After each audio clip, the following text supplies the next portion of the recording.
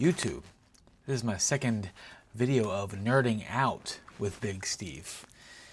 And in this week's episode, we're going to be talking about Art Spiegelman's MAUS. I wouldn't say this is going to be a review. I don't take notes. I don't really remember names. I just am moved by things. And so I guess I want to nerd out and talk about how this book generally touched me as an artist and as a reader. So I got to start out by saying thank you to my friend Sarah. She got the book for me. She got the first half of the book for me, and I was being a little smarmy asshole. For whatever reason, she was like, I really hope you read it. And I was like, I'll get around to it when I want to. I didn't really take it seriously, and there was a period like a decade ago where I was reading a lot of graphic novels. I was reading like Craig Thompson's Blankets, Habibi. There was this other book called Black Hole. I don't remember the author of that. I was reading Saga. I had like a Marvel Plus subscription where I was reading all of the Ultimate Marvel comics. And then life happened, my 20s happened, and I kind of got out of the nerding out on all the comics sort of thing. And over the last year or so, I've gotten back into comics. I think One Piece got me back into it because I was watching the manga, and the manga is just so fucking slow and dull. So I switched over to, I was watching the anime, and it was so slow and just padded out with filler that I switched over to the manga, and I read from pretty much like issue 400 to current 1168 in the manga.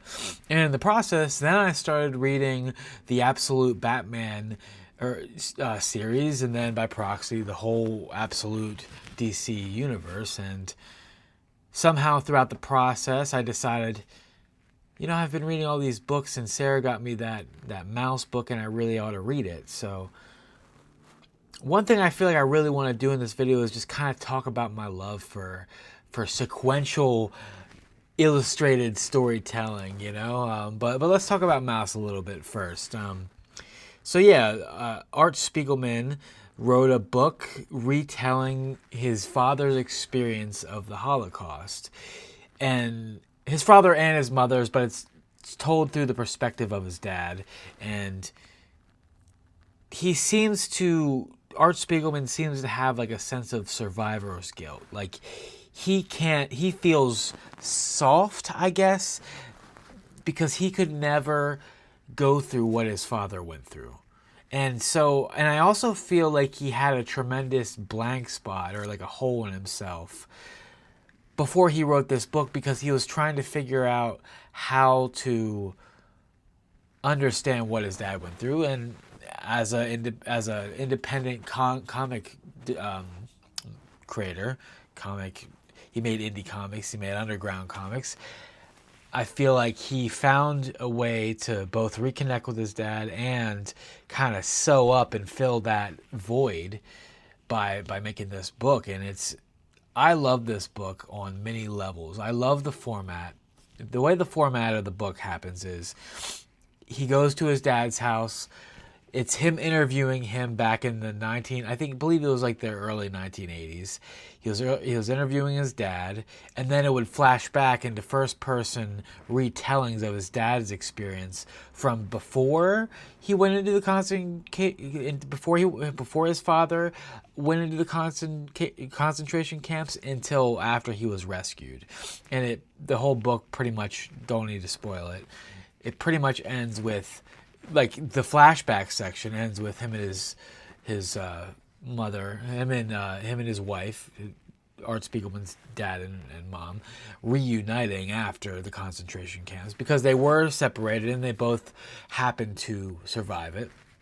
And then it also ends with his father passing, which was really sad to see.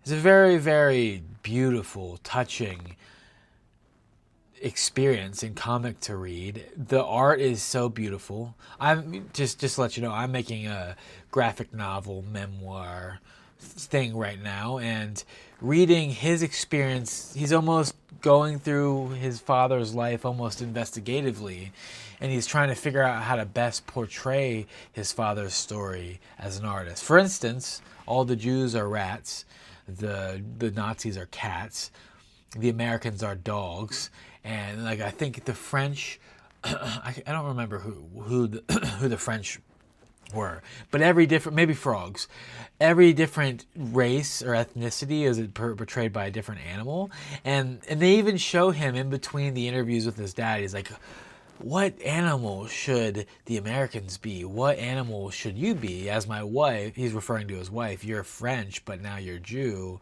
Now you're a Jew. I thought it was so cool for him to kind of show his work and kind of show his relationship, kind of tumultuous relationship with his father, but that's not lacking love at all. And it actually says that he was estranged from his father before starting writing the book, and then he kind of reconnected to his dad through that. And I'm sure when his dad passed, went through this process with his dad was probably a deeply touching experience, and I'm sure that's something he'll always remember, you know, and he'll definitely remember it because it's the most successful thing he's done for himself, you know. But I love, there's such a great contrast between the father memoir sections and the current interviewing sections. You get to see like how stoic, brave, and resourceful his father was back during World War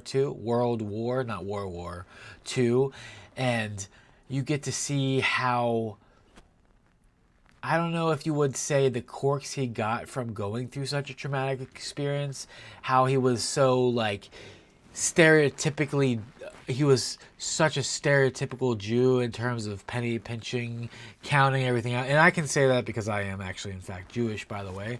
So don't come at me for that. But I guess we can just center the idea around, you get to see the quirks that his father kind of developed from going through such a harrowing experience. And for instance, there's this one scene where Art comes in to interview his dad, and he has this I don't know if it's new, but it's probably like a thrift store trench coat, and it probably looks pretty shabby to his dad. And his dad, I think, is coming from an older age, and he's like, his dad just throws Art's trench coat out. And so whenever Art's about to leave for the day, he goes to get it. He's like, hey, Dad, did you see my trench coat? He's like, oh, that old thing, I threw that out. But you can have mine. It was mine from when I was your age. You'll look so good in it. And it was like his like coat from when he was in World War II or whatever. So, yeah, it's a really special book. And I would go read at this local diner every Saturday. I try to read a chapter. So it was with me for a good 3 months, and it was one of those things, when a book is with you for so long, it really kind of sits with you. You don't want it to end. And I had gotten a peek at the ending of the book that his dad was passing away, and the war was ending, whatever. Like, so I could kind of feel it kind of closing in toward that at the end. And his dad's name was Vladik. And I was sad to see Vladik go. You know, he was imperfect. You know, he was shell shocked, but he had a good heart. But I think on the whole, though, I think there's something so beautiful to me personally about comics, and I've had this realization for myself as an artist. I've been a muralist for 15 years. The murals are what I kind of found my way into, but like my murals, my paintings, my illustrations have always had word bubbles, and I never really thought about myself as a comic artist. And I've had periods of reading many comics, and I've had decades where I'm not at all. I've always loved superheroes. I've always loved Batman. I've always loved Spider-Man. But I wouldn't say that I am a comic book junkie by any means. But despite that, comic book culture and the style of it has always permeated throughout my art. So the realization I've come to over the last few years is that I'm a visual storyteller first and foremost, and I don't think I realize how much I love comics. So how my own selfish banter about myself as an artist factors into Art Spiegelman's MAUS in a period where I'm trying to figure out, well, where am I going with my art career? What do I want to do for myself? Seeing this book where he just puts it on display, art shows his work in such a beautiful way, and also as I'm making a story of my own, seeing how bare bones and that doesn't take anything away from how brilliant the art is, but seeing how bare bones and concise the illustrations are, and also they're not these are not perfectionistic drawings here. It really helps show me that it's not so much about perfection. It's not so much about being the most technical illustrator. It's about knowing how your visuals can serve the story. And I think this book is a brilliant story, but it's also brilliant in execution. It's so well thought out. There's so much heart, soul, and chutzpah in it. And yeah, it's a book like this that I just feel myself falling in love with comics as I'm reading it. And yeah, so to wax intellectual about just my love for comics and stuff, I realize it's I do like going to an art gallery from time to time. I will go to a museum and enjoy some Picasso, but the greats for me and the most influential things for me are comic books and video games. And I think one thing my teacher told me, and there's not, at least I'm not around a lot of people waxing intellectual about comics, but my current teacher, he's making a graphic novel. He used to work at Disney, and one thing he would say is yeah, a lot of storyboard artists, a lot of people who get into the industry, they do comics. And a comic, if you think about it, is a portfolio of its own. So as much as comics aren't the leading means or delivery mechanism of the arts, because I don't think that the mainstream culture wants to consume comics or sees comics.